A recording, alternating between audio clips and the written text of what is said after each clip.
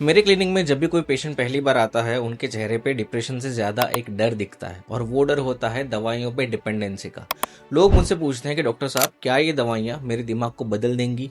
क्या मैं इन गोलियों पे डिपेंडेंट हो जाऊंगा? क्या ये लाइफ टाइम चलेंगी?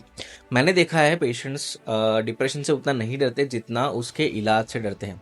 आज एज ए साइकेट्रिस्ट मैं आपको वो सच बताऊंगा जो शायद आपके डर को हमेशा के लिए ख़त्म कर देगा। क्या वाकई ये दवाइयाँ उम्र भर लेनी पड़ती हैं या फिर ये सिर्फ कुछ टाइम तक ही लेनी पड़ती हैं? दोस्तों, मैं हूं साइकियाट्रिस्ट डॉक्टर प्रशांत गोहिल, अहमदाबाद से। सबसे पहले आपके मन में जो सवाल है, जिसका जवाब लेने आपने इस वीडियो पे क्लिक किया है, उसका आंसर मैं देता हूं। क्या ये मेडिसिन लाइफ टाइम लेनी पड़ती हैं? तो शॉर्ट आंसर इज 10% लोगों को लाइफ टाइम लेनी पड़ेगी, बाकी के 90% लोगों को नहीं। लेकिन वो 10% कौन है और आप उन 90% वाली कैटेगरी में आते हो या 10% वाली कैटेगरी में, ये देखते हैं। तो इसका जवाब जानने के लिए ये समझना जरूरी है कि डिप्रेशन कोई मूड स्विंग नहीं है, कोई इमोशन नहीं है। It's a biological change. ये एक बीमारी है और अगर ये एक बीमारी है तो इसका इलाज भी होगा। और जैसे हर बीमारी के इलाज का ड्यूरेशन अलग अलग होता है, जैसे मलेरिया का 14 दिन, टीबी का 6 महीने, HIV का कुछ सालों तक, बीपी डायबिटीज का लाइफ टाइम तक, वैसे ही डिप्रेशन के इलाज का भी एक ड्यूरेशन होता है जो फिक्स होता है। इमेजिन करिए कि आपका दिमाग एक वीरान बेजान सी जमीन है जिसमें कोई फसल नहीं उग रही है। लेकिन जब आप उस जमीन में पानी और खाद रेगुलर देना शुरू करते हो तो वो जमीन धीरे धीरे रिकवर होने लग जाती है और कुछ टाइम के बाद वो पहले जैसी हरी भरी भी हो जाती है। ये सब एक दिन में नहीं होता, ये एक प्रोसेस है जिसमें टाइम लगता है। डिप्रेशन की मेडिसिन यही पानी और खाद का काम करती है, लेकिन ये एक दिन में आपका डिप्रेशन ठीक नहीं करेंगी, उसको वक्त लगेगा। अब सवाल ये है कि खाद कब तक डालनी है? तो खाद तब तक डालनी है जब तक फसल अच्छे से खड़ी ना हो जाए। लोग डिप्रेशन से उतना नहीं डरते जितना दवाइयों के एडिक्शन से डरते हैं। उन्हें लगता है कि ये दवाइयां एक बार लग जाएंगी तो छूटेंगी नहीं, शरीर को खत्म कर देगी, लीवर किडनी खराब कर देगी। But here is a medical fact, जो डिप्रेशन की दवाइयां होती हैं वो एडिक्टिव नहीं होती। क्यों एडिक्टिव नहीं होती, ये जानने के लिए पहले एडिक्शन को समझना जरूरी है। एडिक्शन में आपको कांस्टेंट क्रेविंग होती है दवाई लेने के लिए। एडिक्शन में जब तक वो दवाई ना मिले तब तक आप रेस्टलेस फील करते हो। एडिक्शन में आपकी पर्सनल और प्रोफेशनल लाइफ खराब हो जाती है। अब खुद से पूछो, क्या ये डिप्रेशन की मेडिसिन ये सब कर सकती है? बिल्कुल नहीं।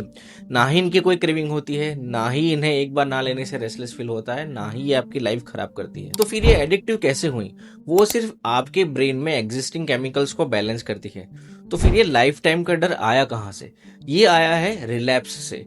रिलैप्स क्या होता है? तो रिलैप्स का मतलब होता है एक बार बीमारी ठीक हो जाने के बाद दोबारा हो जाना।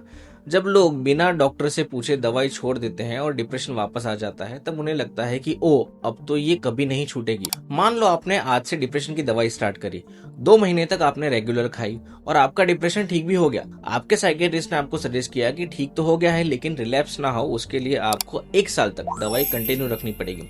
लेकिन क्योंकि आप बिल्कुल ठीक हो गए, आपको दवाई कंटिन्यू रखने की नीड नहीं लगी और आपने उस दवाई को बंद कर दिया।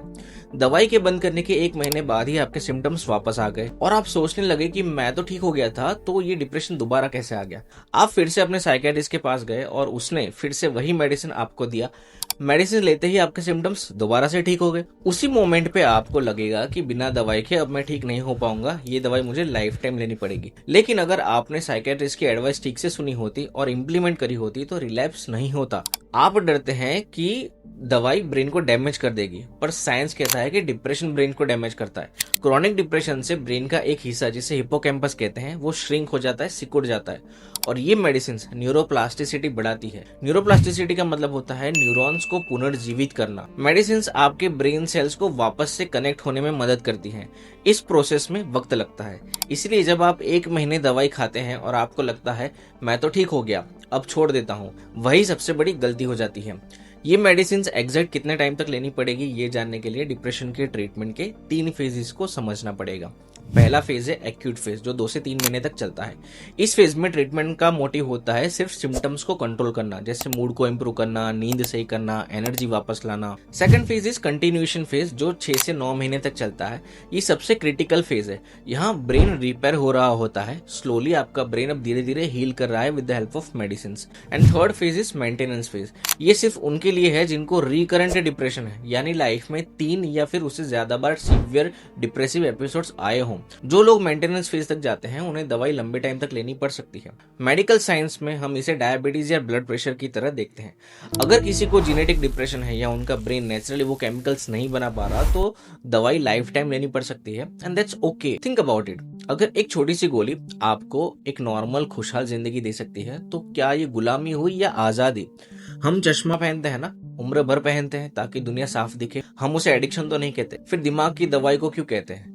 अब सबसे इंपॉर्टेंट पार्ट, अगर आपको दवाई बंद करनी है तो वो कैसे होती है? इसका एक प्रोटोकॉल होता है जिसे हम कहते हैं tapering.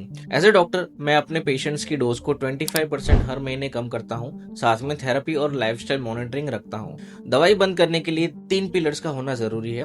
First is biological stability, जिसमें ब्रेन के केमिकल्स बैलेंस हो चुके हों with the help of medicine. Second is psychological tools, जहां आपने सीबीटी के जरिए, थेरेपी के जरिए सीख लिया हो कि नेगेटिव थॉट्स को कैसे हैंडल करना है। And third is social support, जहां आपका एनवायरनमेंट अब स्ट्रेस फ्री या मैनेजेबल है। अगर आपने ये तीनों अचीव कर लिए हैं तो आपका डॉक्टर खुद ही आपकी दवाई बंद कर देगा, आपको लाइफ टाइम दवाई लेने की जरूरत नहीं पड़ेगी। आखिर में बस इतना ही कहूंगा कि डिप्रेशन की दवाई लेना कोई कमजोरी नहीं है, ये बहादुरी है कि आपने अपने दिमाग की सेहत को चुना। डर से मत डरिए, डॉक्टर से बात करिए। दवाई कितने दिन तक चलेगी ये आपकी प्रोग्रेस डिसाइड करेगी, कोई फिक्स्ड रूल नहीं होता। ये वीडियो उन लोगों के साथ जरूर शेयर करना जिन्हें डिप्रेशन की दवाई को लेने से डर लगता है या फिर जिन्हें लगता है कि ये दवाइयां लाइफ टाइम लेनी पड़ेंगी। इसी टॉपिक पे मैंने एक और वीडियो बनाया है जिसमें मैंने बताया है कि डिप्रेशन की दवाई लेना क्या सच में ज़रूरी है भी या नहीं। अगर आप वो वीडियो देखना चाहते हैं तो अब यहाँ पे क्लिक करिए। हम मिलते हैं अगले वीडियो में, तब तक के लिए take care of your mental health.